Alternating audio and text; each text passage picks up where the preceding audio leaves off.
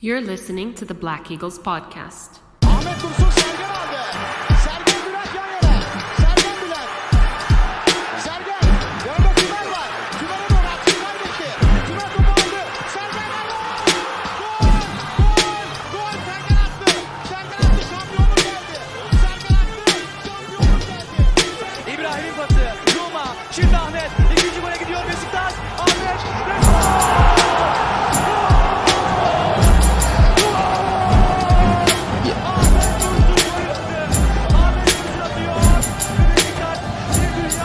Welcome back, everybody. Episode 148 of Beşiktaş International's The Black Eagles podcast. I am your host, Sinan Schwarting, live from New York City. With me again, the Akman himself, Evran. How you doing, sir? Doing alright, how are you? Pretty good. Yeah, I guess we don't really have any like sound effects for this. We're recording on another national holiday here in the United States. It's Martin Luther King Jr. Day. It's a national holiday here, which means that people are off of work, spending time with loved ones. Basketball all day for any NBA fans. Knicks played today. No spoilers here because it's not related to the Beşiktaş Knicks prophecy, but the Knicks won today, so I'm having a nice day off post derby, and we'll talk about that obviously. How about yourself? You enjoying your Martin Luther? We don't, you know, for Christmas we had all the bells, and for New Year's you have the song. There's not really like a Martin Luther King Jr. Sound effect, is there? I mean, you could play like the I Have a Dream speech or something. I don't know. Yeah, I don't know if that feels... that's like... I don't know. I feel like we're co-opting something, and I'm not trying to be that guy. But anyway, definitely like respect to the dude, I guess, right? He was a good guy for sure. Yeah, are you having a nice day off today, Evran? You're off of school already anyway, right? So. Yeah, I graduated, so. Nice. If I did not graduate, I would have had to go back up to school today, but I am done, so. Nice. Congrats. But so yeah, we obviously have to talk about the huge derby that we played this last weekend. Our home match against Galatasaray. Can't stress the importance of this enough. I mean, Evran, tell us about what things were looking like heading into the match, you know, in the standings and all that, elsewhere in the league, going into the match. But then also additionally, there were some interesting records, right? Like Galatasaray hasn't scored in the Vodafone Park in a while, is that right? Yeah, the last player to score for them in Vodafone Park was Bruma. You remember that when he dribbled through like 7 guys? That was great goal, but terrible. 5-2 that game. And they have not beaten us in Vodafone Park ever. And then dating back to like the internet, I don't know, they haven't beaten us for a while. Basically, the last time they beat us was at the Atatürk Stadium when we didn't have a stadium. The last time they beat us while we were the hosts. Nice. So yeah, quite a record on the line there. But so then beyond that, what was the significance of this match? You know, obviously 2 teams atop the Super League, but tell us more. Yeah, so we had a slight lead at the top of the table. Ahead of Fenerbahçe, with goal difference and head-to-head. So we were playing the team right below them, Gala, who's just 2 points behind us. So obviously, if we lost, we would have conceivably dropped to third. A tie, we might drop to second. Only a win would see us, keep that narrow perch at the top. So going into the game, Gaziantep won. The outsiders. And by narrow perch, you mean that like even if Fener wins, we're still in first. Yeah, we're still in first, but by goal difference. Right. And head-to-head, right? I think So, head-to-head yeah. counts, right?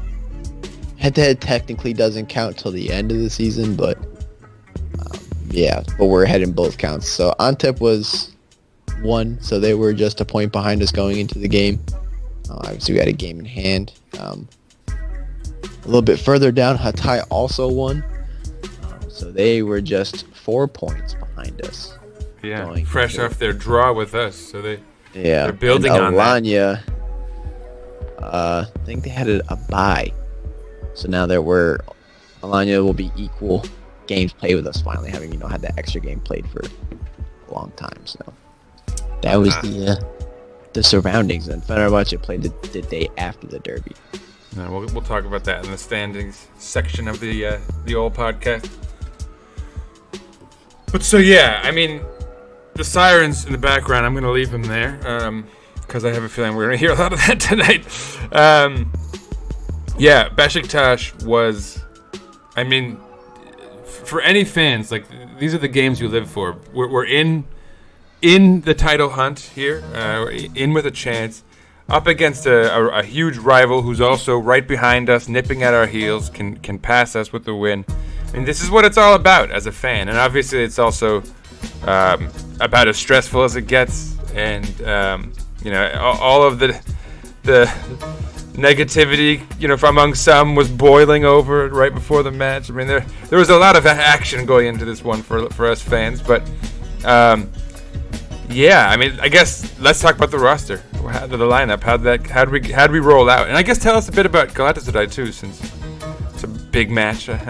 Yeah, so I mean, for us, there was 2 faces that had not been in the squad for a while that were finally back to the league squad. Gekante returned for the first time, and then Ljajic returned to the squad for the first time. Because of his arrival, Hasic was dropped out of the matchday squad, but for the 11 itself, this was pretty much set in stone from like a few days before, from like all the predictions. Just the one question mark was in the central midfield, so no surprises. Ersin in goal, Rosier and Ridvan at the fullbacks. Montero took the spot of Wellington, so we finally got to see that Vida Montero tandem again. And just as a reminder for anyone who may have forgotten, Wellington was out due to suspension. Yeah. Yellow card accumulation, right? Yep.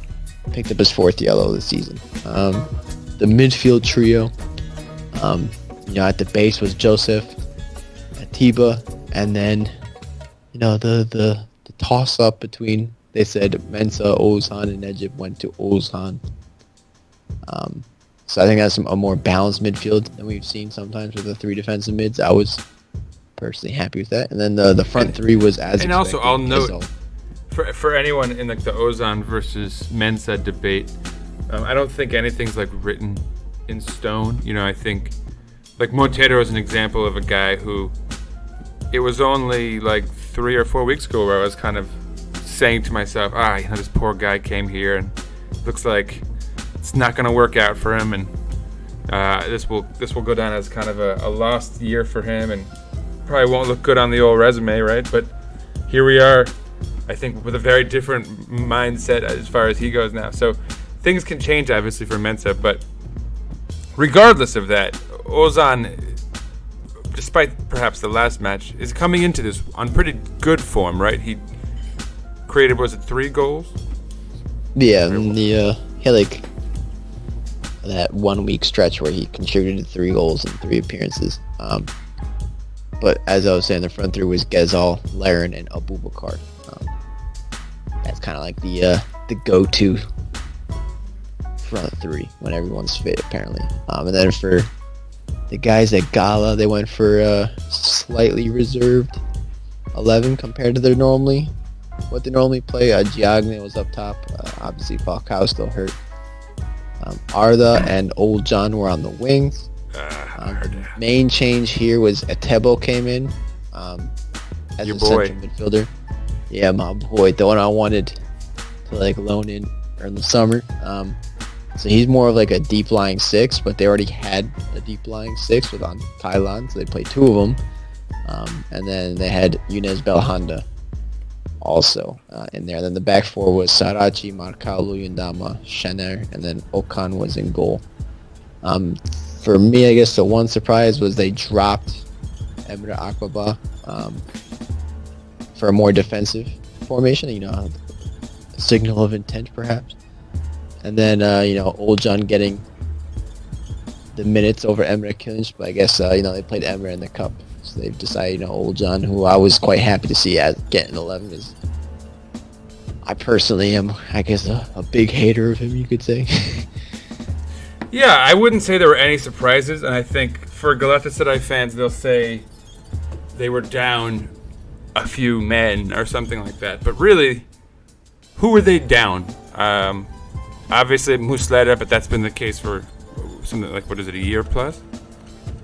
I think Muslera is just back in training. He got hurt. I think it was just like when we came back from the pandemic, I believe. Like when we started playing again. So like almost a year, I guess. Yeah, it was like a solid, 7-8 months.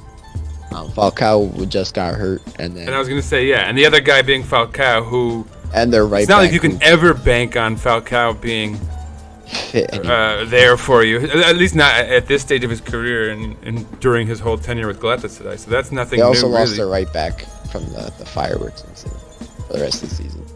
Yeah. So those were like the 3 absences, and then Feghouli wasn't fit, but he was on the bench. So.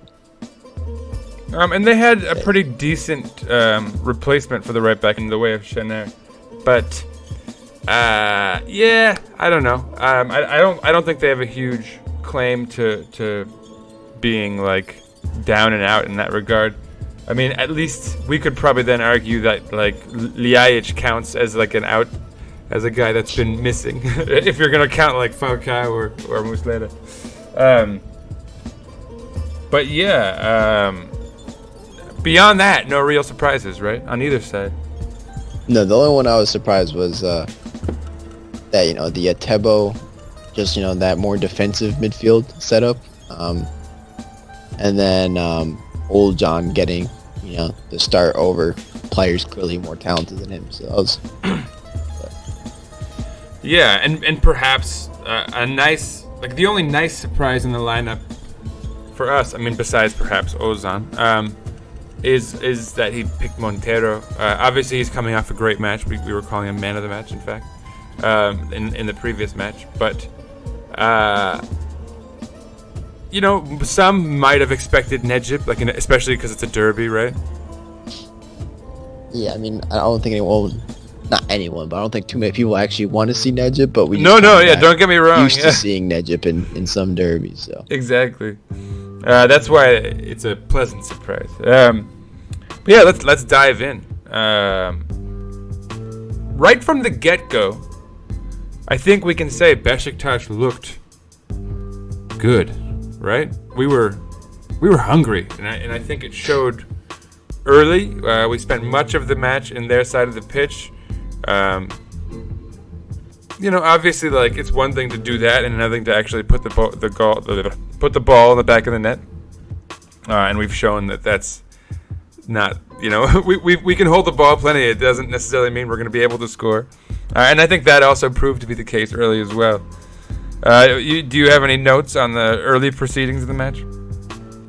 Yeah, I mean, there was higher energy than I think we've seen for most of these pandemic games, especially if you remember the last time we played Gala was the first game without fans that we played, and how low energy that was.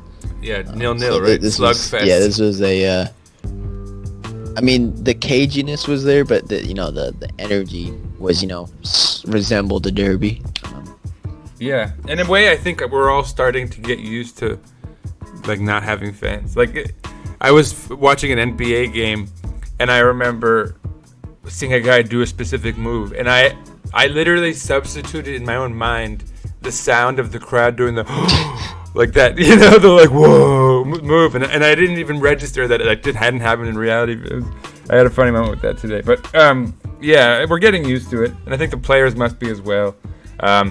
It's a very superficial way of looking at it, but based on social media output, it really does feel like these guys have a sense for the fans, right, and for trying to interact with fans despite the lack of them in the stands, obviously, and a sense for like the import of a match like this, of derbies. You know, do you know what I'm talking about? Did you notice all the social media chatter? Yeah, I mean, I think maybe it helps that Sergen himself played in the derbies. Seems to get the players like genuinely hyped up for every single one, in a good way. But so yeah, the only real things of note to happen were yellow card for Arda Turan. Probably could have been a red card in the 13th minute. I watched on BN USA, and luckily we had the kind of premier match commentators. So there was a fellow. He sounded pretty straight up British, but you were mentioning he might be South African actually. But yeah, good commentator generally speaking. Very, and I'm saying this because he was very complimentary of Beşiktaş throughout the match. But yeah, you know, he obviously gave pretty good analysis as well. And he pointed out straight away upon reflection, like as we saw a couple replays of the yellow card that Arda got, that it very easily should have been a red card. And if they had reviewed it, if they'd taken it to VAR, he probably would have been removed from the match for that. Thoughts? Yeah, I mean, it was kind of like a wild one. It was like, from first viewing, it was like, oh, maybe he pulled his legs out from like the weird angle that was shown on like the TV. But when you see the replay, he very clearly connected with studs up quite high on Joseph's shin. He pulls them like up. Yeah, exactly. Yeah, like I think he pulls away after he kicks him or something. It was like so. It was kind of hard to see in lifetime, but once you see like from the proper angle, he very clearly just cleated him. It was he cleated him with 1 foot instead of 2 feet. So I guess he didn't necessarily do like the worst ever tackle, but we've seen a lot of red cards for that in the past. So. Yeah, I'm surprised they didn't take it to VAR, or that the VAR booth didn't like call in during the next stoppage play. I guess I shouldn't be that surprised. 22nd minute, Valentin Rosier would get himself a yellow card. I thought it was probably deserved. Do you remember it? I was very mad about it. Yeah, it was. I mean, it was a foul, but like he got a piece of the ball. Oh yeah, he missed. Didn't he actually not even really make contact on that foul? Yeah, it was like he got a piece of the ball, and then afterwards he like touched the guy, but it wasn't like really that bad of a tackle. And then the guy just like went down like he was murdered, which was a trend. You know? Yeah, that's certainly a trend. 34th minute, old John Chalayan got himself another yellow card.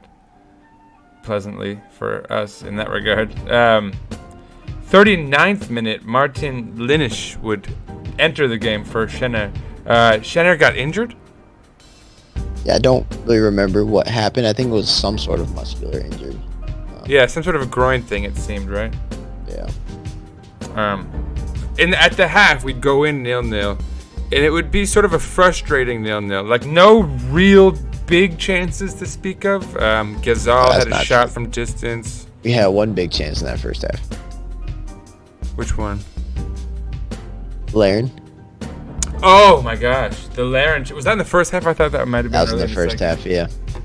Oh my god, the Laren chance. And you know what's so funny about it? It was like a perfect part 2 from last week's match. Without the payoff. It was kind of like the Riza game when back. Sorry, not last week. Yeah, Riza. God, with these 2 weeks, you forget. It's like, what was that? 2 weeks? Yeah, so 2 league games ago. Yeah, something like that. So Markel just kind of like wasn't looking. Tries to play a back pass to the keeper, but Laren is the one chasing onto the ball. So he's through on goal. Slight angle, like he slightly like shifted to the right of the goal, and he tries to place it like into the top corner. The ball may have taken a bobble. It did. But because he tried to shoot in the top corner and that bobble, he just shot it way higher. And just kind of clipped the ball way above the goal. I was really upset and like, come on, Laren, and obviously I remember I was like, family man. I know, come on, man, where's the insurance plan? Yeah, I won't give any spoilers away. But but beyond that, like the group chat was on fire, really cursing him out and all that. And through that, the South African announcer actually brought attention to the fact that it definitely took a little bobble. And I don't know what we generally have a pretty good pitch. I don't know what happened there. It was snowing, so. Yeah, there was snow all over the place, which I thought we'd handled pretty well. Maybe I wondered if we had a heater under there or something. Honestly, Yeah, there's a heater under the pitch. Like I'm not sure if it's like pipes or something, whatever it is. But yeah, they heat from under the ground, and then the day before the game, they had like lamps on the field to extra heat it up. Yeah, I mean, it looked okay, honestly. But yeah, it definitely took a little bounce right before he made contact, which is a pity, because it would have been lovely for the family man to start the scoring off for us there, obviously. And as tends to happen, right? Once a goal is scored, the whole thing opens up typically. So that would have been really nice. But instead, we go into halftime 0-0. Beyond that, like I was saying earlier, Gazal had a shot from distance. Rosier had a shot. That was in the second half, the Rosier shot. Oh, that was the one touch sort of bobbler. Gazal had a header in the first half. Gazal had a header as well. But so yeah, nothing came of it. Even though we probably dominated possession. That one big chance from Larry. Yeah, we must have dominated possession there, and I think we all felt pretty good about everything, despite having not scored. I don't think the refereeing display in that first half was nothing short of abysmal. Yeah, as you'd expect, that's always the case. It feels like. But so we go into the second half. No subs made.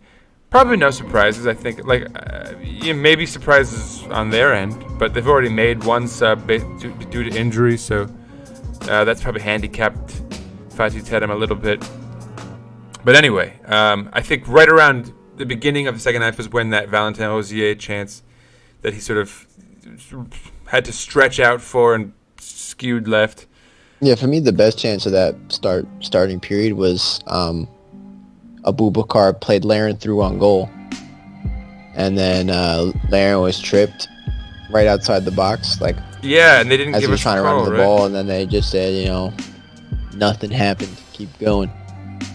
He looked like Laren was about to lose it, but yeah, I mean, he was through on goal. I'm not saying like he was guaranteed goal because we saw him miss one before, but another huge chance to him one-on-one with the keeper, and it was just taken away from us. So not that we have anyone on free kicks that's like a deadlock or anything, but still it's a great opportunity that we've been robbed of. Too bad. Yeah, that would have been a great. Imagine we put Ljajic on, and he comes out and sends it, scores. Anyway, that guy subs himself on in sneakers. Yeah, there you go. Instead, there's actually no call at all. But then a call is made, and it's a call that, frankly, had they not made, would have been criminal. 58th minute. None other than Mbaye Diagne, the only striker they've really got. Besides, I guess, Old John, who's playing on the wing for them, and Falcao, who is perpetually injured and expensive. Mbaye Diagne does something foolish. I think you could only really describe it as. Again, I hand it over to you, Evran. Talk about the face scrubbing heard around the world. So, I mean, if you were watching, like all of us on TV, because we're no fans in the stands, the camera wasn't showing anything, and then all of a sudden, like, they were showing a replay, and they just showed the game, and Montero was like wriggling on the floor, like squirming, and you're like, what the hell just happened? And Diagne is sent off, and we get to watch the replay. So it's like a throw-in. Diagne like backs into Vida. The ball bounces over their head, so Diagne tries to like turn and read the bounce, but it's pretty high up, so he the big man sticks his leg out like head height to try to get the ball, gets a toe on the ball, and then after that cleats Montero's head. The man got sent off. I mean, obviously it wasn't like he jump kicked the guy on purpose, but you shouldn't, when it's The ball's at head height. The reason he used his foot is because he was way further from the ball. The ball was going to Montero, so he goes to head it. And then instead, he puts his cleats up to another man's face. I was thinking about it. I don't know if there's any situation where if the bottom of your foot is on someone's face, that you're not going to get in a bit of trouble. And because obviously when it's up that high, it's an obvious red card. But even if it's down low, I think there's some arguments that he lowered his head, but it was still at face level. It wasn't he put his head down to his waist or something. No, it's way more realistic that one would use their head for the ball at that height than he was supposed to head the ball. Exactly on his forehead. But I just mean to say that if the bottom of your shoe is on someone's face at any point, it's typically not a good situation. So a guy gets red carded. Yeah, and the tables are. I mean, you can't even say the tables have turned because we've, I think, thus far pretty much dominated this match, but not to effect, right? Yeah, at this point, big Gala kind of just not at this moment, but within the next sub break, they have a clear shift in strategy with jogging off. It was before let's keep it 0-0 and maybe grab one to. Let's just hold on for the tie. That was kind of the and immediately they're wasting time, kicking the ball around slowly before free kicks and whatnot.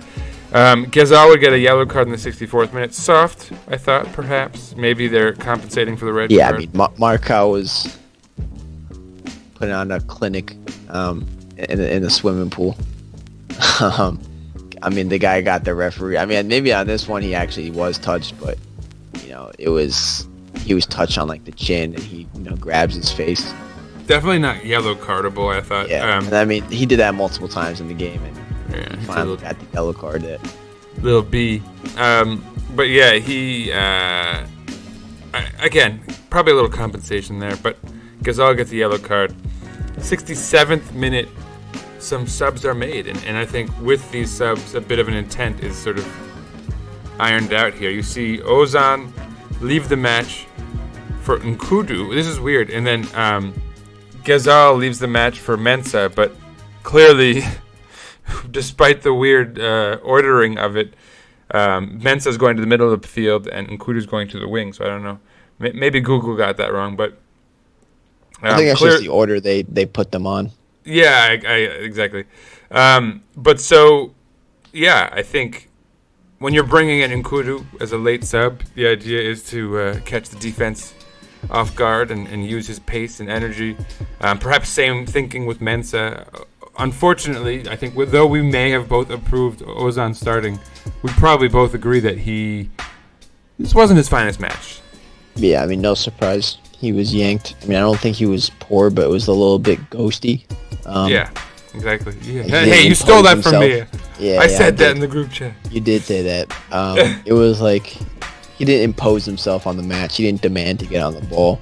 When he did get on the ball, it was fine. I think he hit that little one touches were He did precise. hit one really nice cross right before he got subbed off. I'm not sure if you remember that. That went all the way to the back post. It's just, he wasn't... Sorry, go ahead. He wasn't, you're number 10, not to be cliche, but, expect him, lead the team, lead the charge, break down the defense. And he didn't do a lot of that, so. For sure. No, and he had, or I should say, Beşiktaş, we had a number of spells in those first, 60, 65 minutes or whatever it is that were impressive, where the ball was pinging around in tight quarters, and we were looking real good, and I think he played a minor role in some of that. But all in all, yeah, he didn't really leave a giant impression on the match. Except those little spells typically are what spell dominance and kind of allow you to believe that your team is dominating. So I don't know, maybe there was some psychological edge given there. But 69th minute, Donk and Babel, the two Dutch Ryans, would enter the match. Arda and Jonas Belhanda leaving.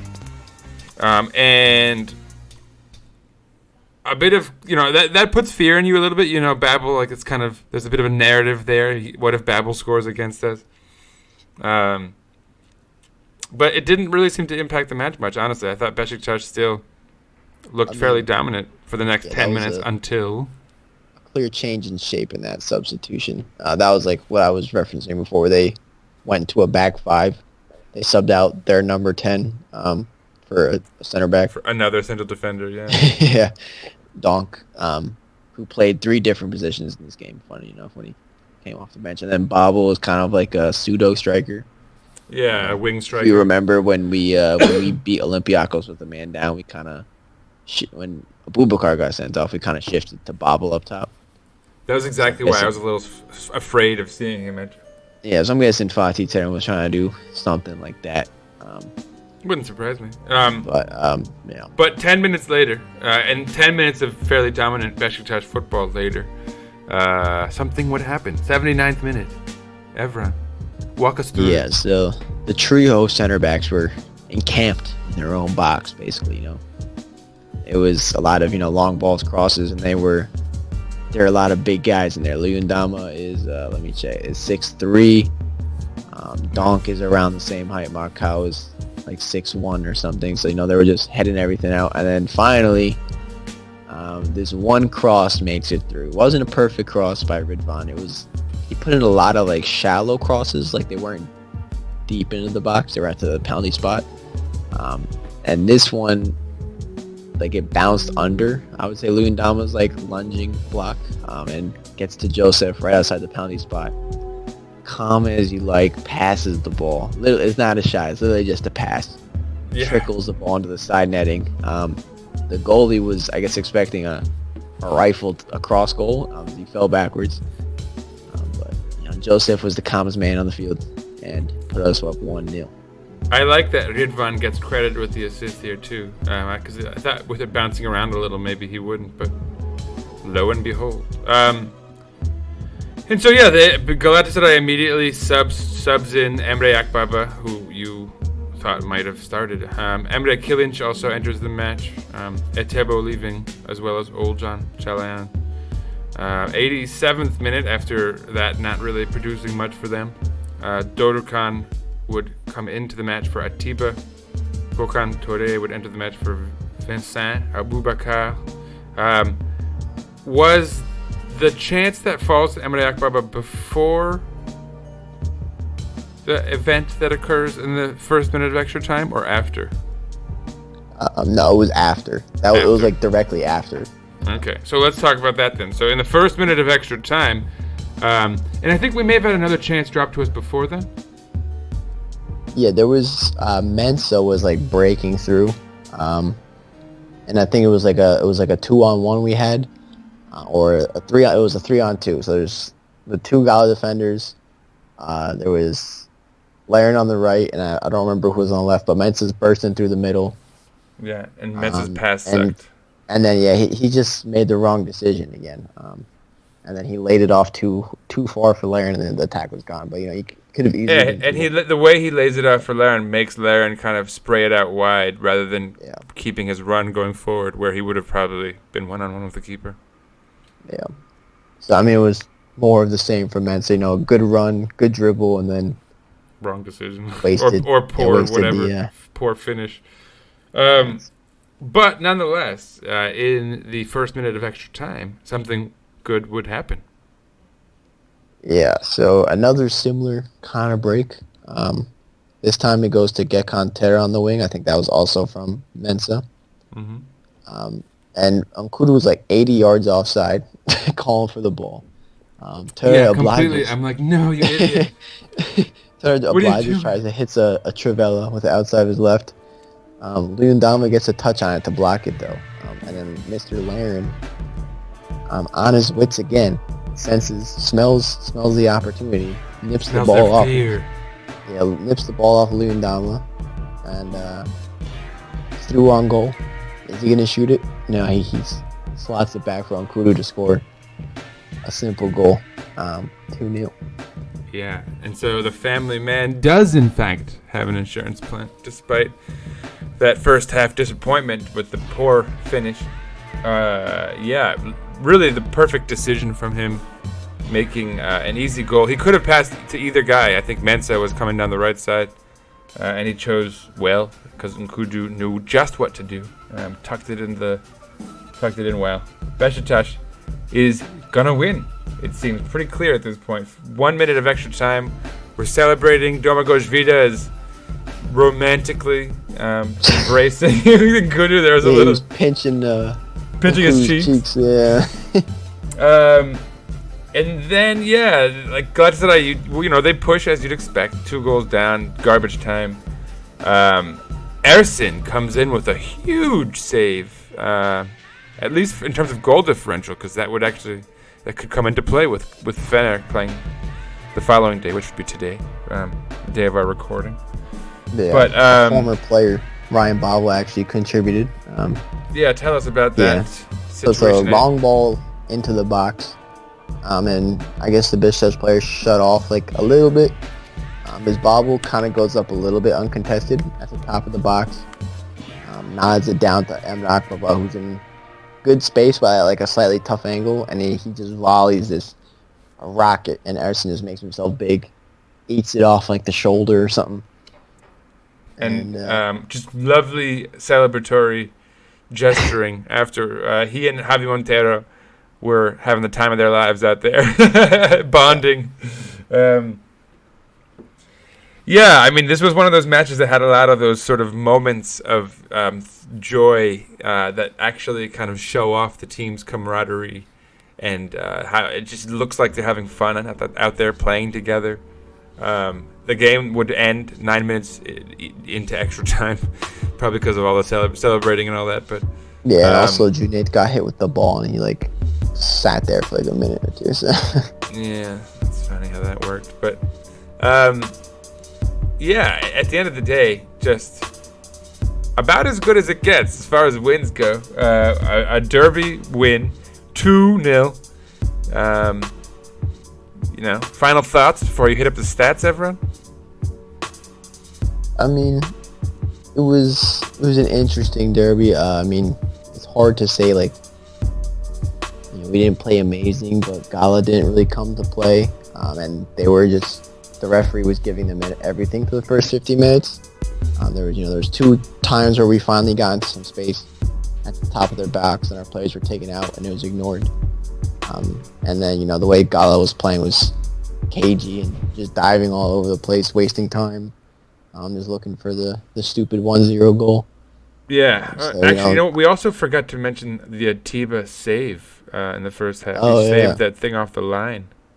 Atiba did make that. Yeah, it might have hit the post. It was hard to tell because it was like a curling volley.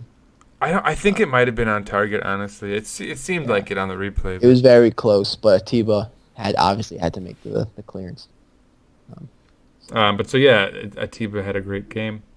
That's a good segue because I feel like as you start to mention the performance in general, I can think of a few pretty good standout performances despite some stinkers. Like, we obviously struggled to create for much of the match, but then again, like once we had a goal, things sort of changed. Our fortunes changed a bit.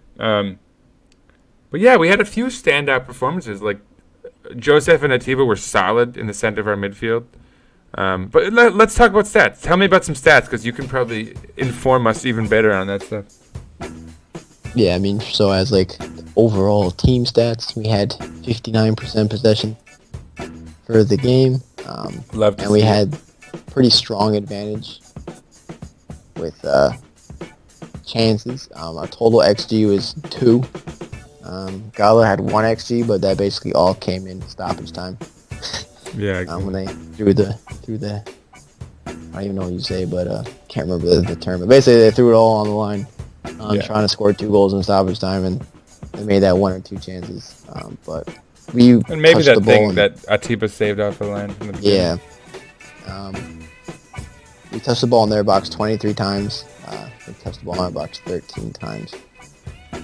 Other than that, for the game, there's a lot of individual stats to mention. I think Joseph had another good game. 9 out of 10 duels won.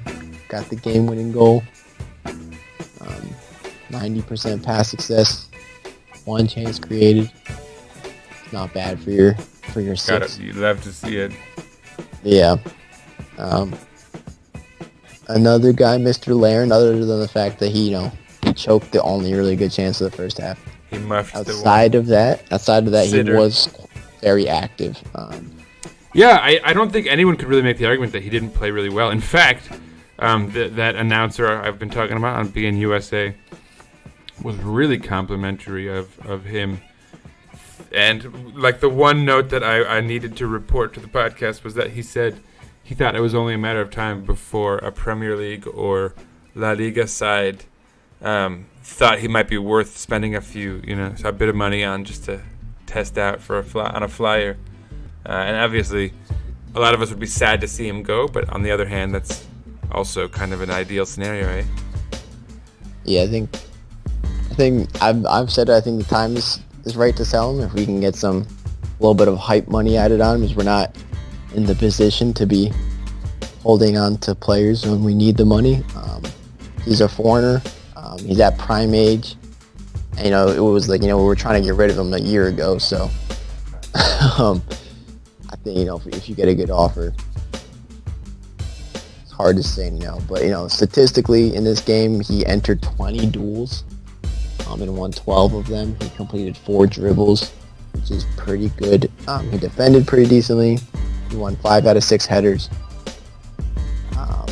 And then, he did miss that one big chance. But all in all, he was, weighing on the defense from that wing striker position. And, Boubacar was kind of isolated up there, kind of backing into Luyendama and Marcao. He actually only touched the ball 32 times in the game, compared to Laren's, you get to that number, 65. So Laren was the player, playing off the fullbacks with that size advantage, really getting into the, affecting the play more. So yeah, no, to call this a standout sort of season for him is such an understatement at this point. He's really shown a side of his, even when he's not scoring goals, he's clearly having a positive impact on the team, stretching defenses rather. Yeah, like he pairs well with Abubakar, which is kind of problematic insofar as we don't really want to be playing with 2 strikers, given we have some talent on the wings, and even as the number 10 in the way of Ljajic, which we'll have to talk about at some point here. But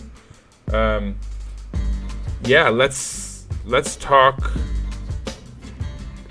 Any other stats? Like what about like Montero or on defense? Like I actually thought our back line was probably our strength in this match as a unit. I mean, Ridvan was pretty unbothered because he had to go with Old John, who had pretty abysmal stats. I think the center backs, Montero and Vida, had to do a little bit more defensive work.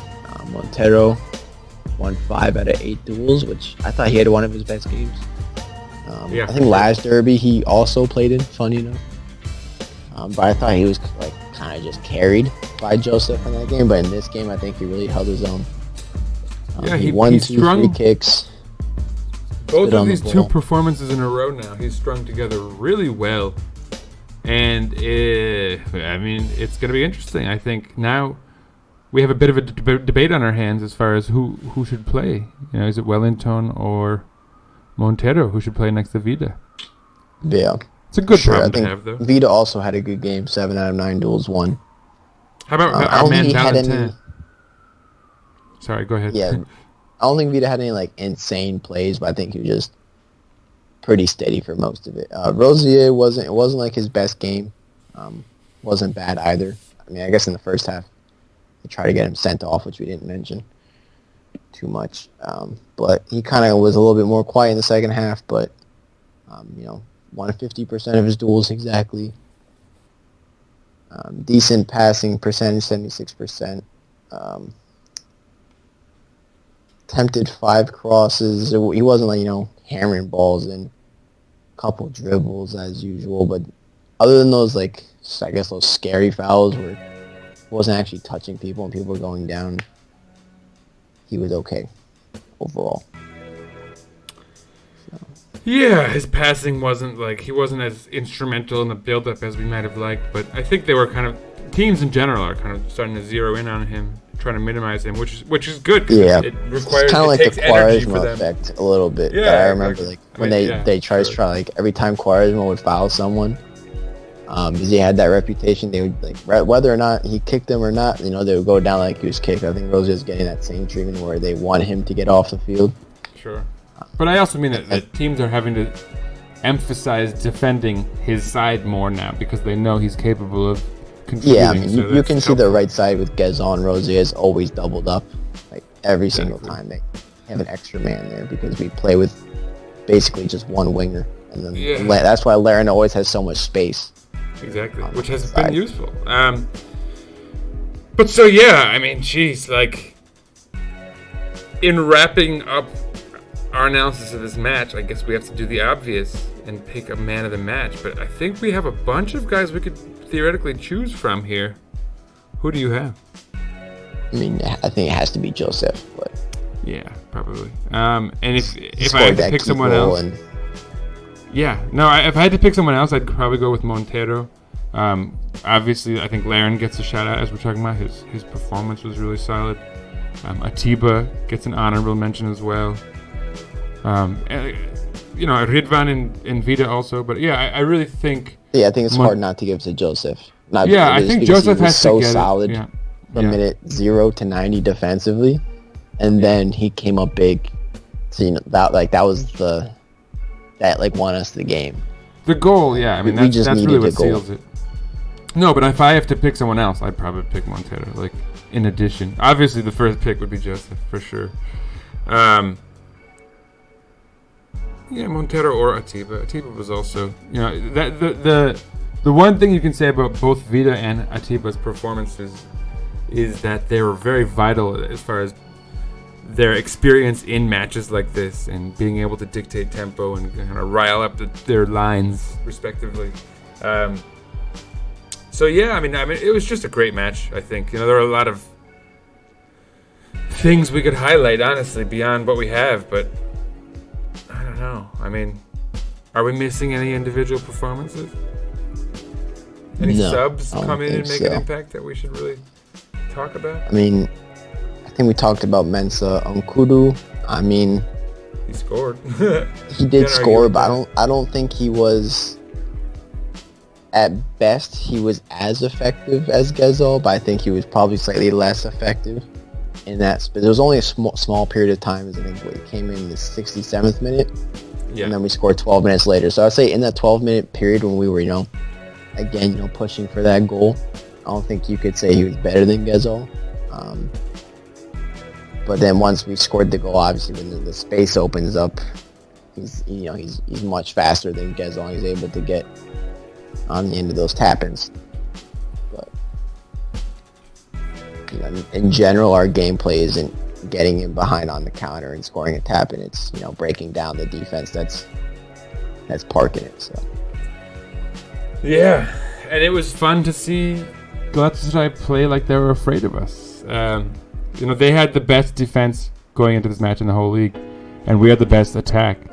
And you'd think that we would be on sort of equal footing, but they obviously were afraid of us from the outset. They played like it anyway. So yeah, I mean, just a huge 3 points. You can't stress enough how big these games are, and Sergen's record now in these derbies is something to really write home about. Obviously, we hope for continued success, but I mean, wow. What can you say as we start to approach the end of the first half of the season? And we're not quite there yet. We still have 2 more matches before we're officially there. But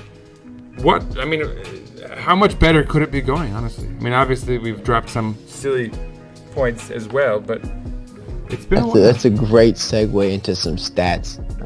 Talking about could it be better? If you're looking at overall XG compared to our opponents' overall chances created, we're doing a little bit too good. It's a slight worry. I think out of the top 4 teams, we have the biggest overperformance in terms of goals to XG. 35 goals scored versus 27.8 XG. Fenerbahce has a slight overperformance, and then obviously they just brought in Özil, so we'll see how that affects anything. Gala's a slight underperformance, and then Alanya's a pretty solid underperformance. Mentioning, as you mentioned, Mesut Ozil, we should probably say yes, it's coming to Fener. It's like 99% already done. He's even putting up yellow and blue hearts on Twitter and stuff. But it reminds me a little bit of when we got Shinji Kagawa, and perhaps a slightly lesser so Boateng, in that their best player at the moment is probably Pelkas. And so now they've created redundancy for him in the same way that Ljajic was someone who we were, if he wasn't our best performer, he had the capacity to be, and someone who we were expecting quite a bit of. And so we kept bringing in more number 10s on top of the guy who was supposed to be a number 10, who we were all kind of waiting to blossom and hoping would blossom and even develop perhaps. And yeah, just, I'm reminiscent of that when I think of how they're adding Ozil on top of probably their top performer this season, who's already in that position. So we'll see what that does for them. Obviously, he could have a positive contribution, as did Kagawa for that point. Remember, he came in and scored 3 goals. But in the end of the day, Kagawa did not take us to the promised land. And hopefully neither will Mesut Ozil for them. Let's talk standings. Do you want to make have any notes? I got more stats. We're Let's talking hear it. expected points. This is the third stat that kind of, to be cautiously optimistic, our expected points right now is 32.9, which is just under Gala. Alanya actually has the expected points of 34, and then Fener has the expected points of 35. So basically over like the first half of the season that we've played, I don't think this is consistent trend with maybe the last 4 or 5 games, but over the last 20 or so games, our individuals have, like Laren and Abubakar, have finished quite well. Gezal has assisted quite well. We've been quite efficient. Yeah. There's, even more stats I can bring up. Let me get these. Well, and you can even make the argument that despite the sort of big picture that you're mentioning, there are individuals who have sort of underperformed in that regard. Like Abubakar is probably ripe for more goals than he's produced. So I think... Yeah, he's about even. Laren is the biggest overperformer in terms of XG, which is another reason I wanted to sell him. But in terms of team stats, again, like shots on target per match, which doesn't necessarily mean everything, but, we're the 6th best team in the league in that. Big chances created, we're the 5th best team. Is also saying big chances missed, we're very low in that. We only missed 21 big chances, while Fener and Gala missed 33 and 34. So our players have been putting the ball in the back of the net at a greater efficiency. Well, and this is where stats can fail folks, which is not to say that they're not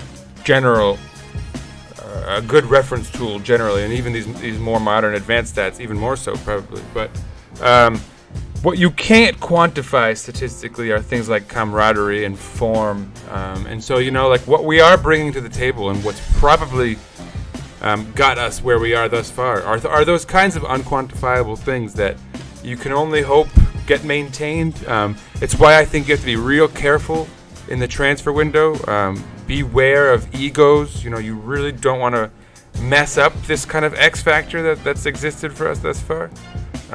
Which doesn't mean you don't sell a Laren, for example, if like a huge offer comes in. But at the same time, I think you're weary of doing too much, because the ship is floating along, and obviously things can go wrong, but that's always the case. Even you could spend a ton of money and bring in a really expensive guy like Falcao, and then dude could end up being injured for the rest of the season. So nothing's for sure, and Beşiktaş will have to remain prudent. I still think the best course of action is probably to first focus on getting rid of the fringe guys who we're paying and can't even play for us.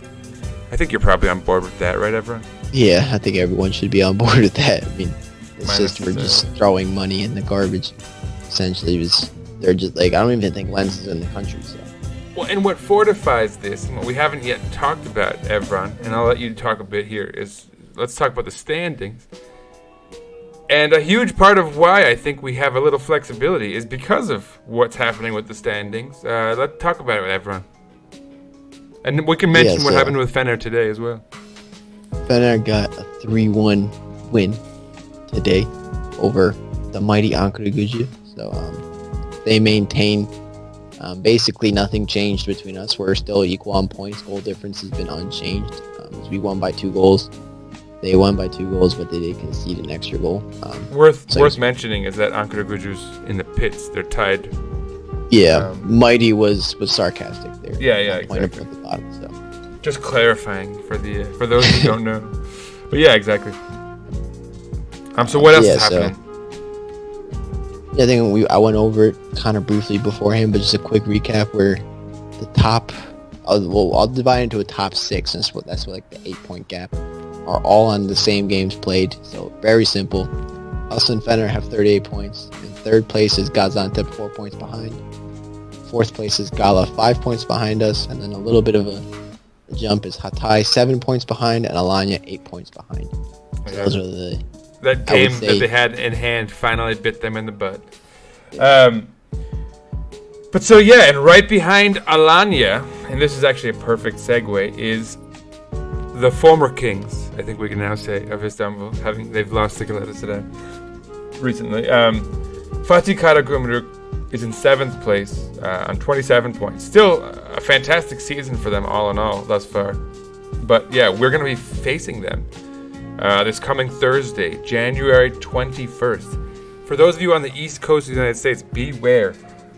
8 a.m. Set your alarms, folks. This is the real deal. This is a breakfast match. And a big one, obviously. You know, Fatih Karagümrük has brought in a lot of talent. They're mostly still settling since they've mostly just been brought in the last couple weeks. But they do have a lot of talent, and it can all come together. You never know.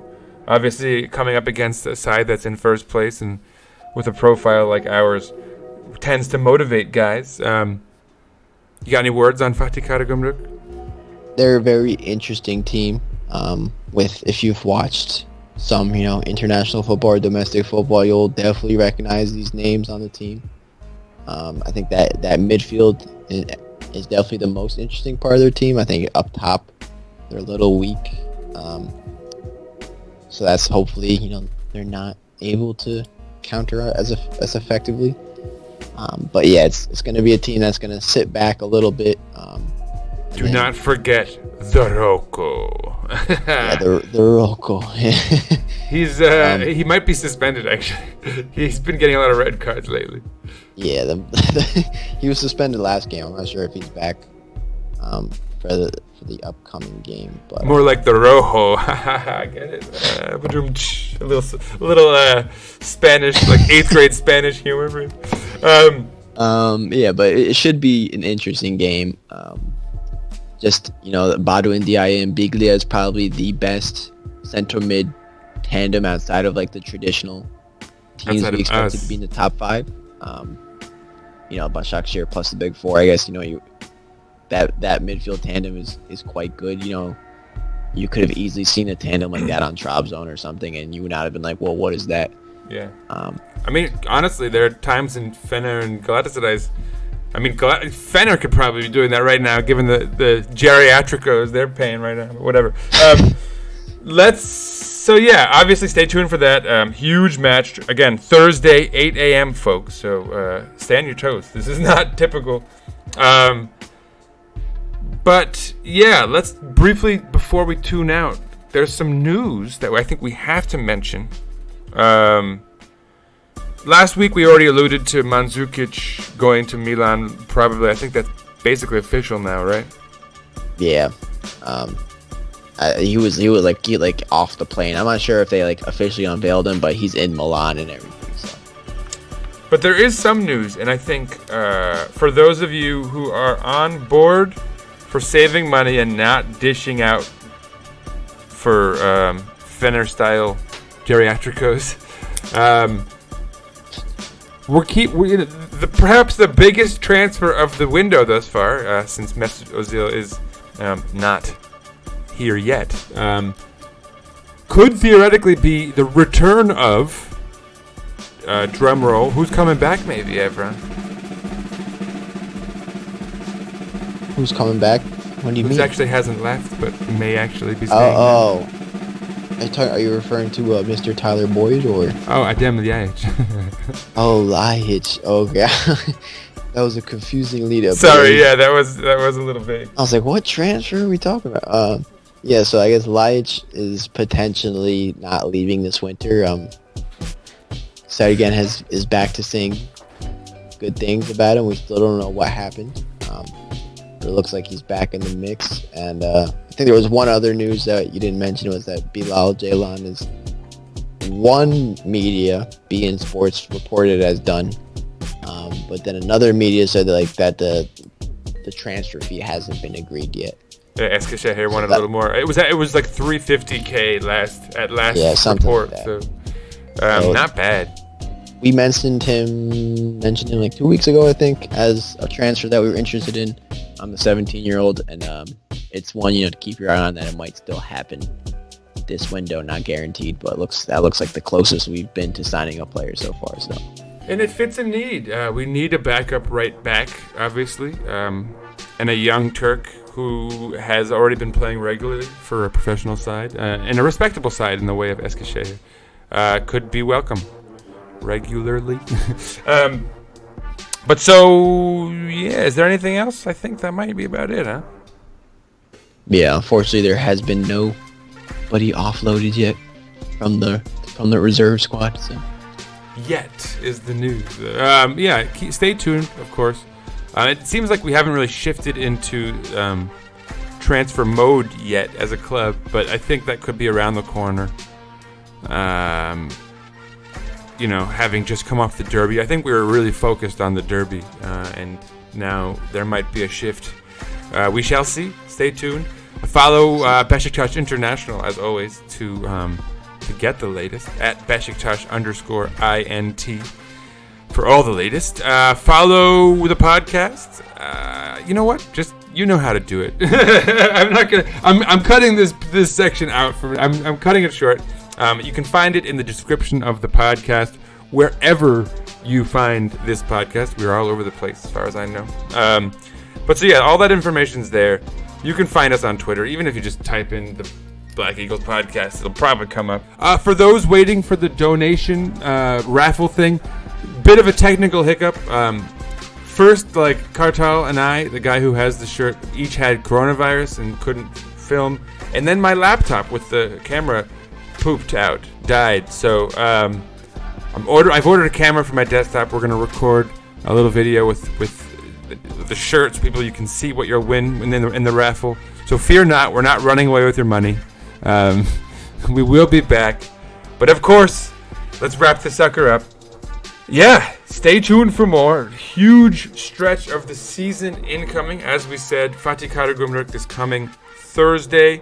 Beyond that, this coming weekend match, I guess we might as well mention as well, we're going to be back home against Göztepe, who will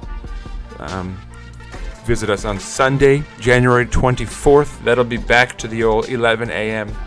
here on the East Coast. So, but yeah, do please remember, Thursday, 8 a.m. This is our first 8 a.m. match of the season. I've sort of gently mocked Fenner and others for not being in the primetime slot and making their gringo fans have to wake up that early. But so it's our turn, unfortunately. But so yeah, set your alarm clocks, and as always, go Beşiktaş! Derby win! The hell out of here, Galatasaray!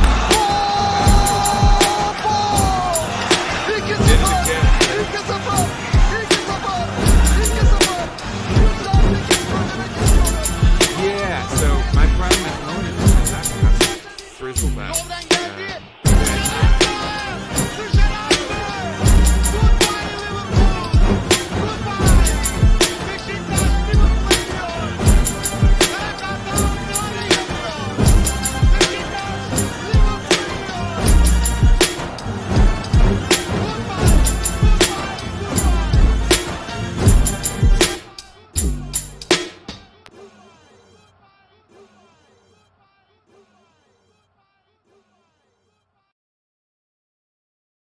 Beşiktaş International hopes you enjoyed this program.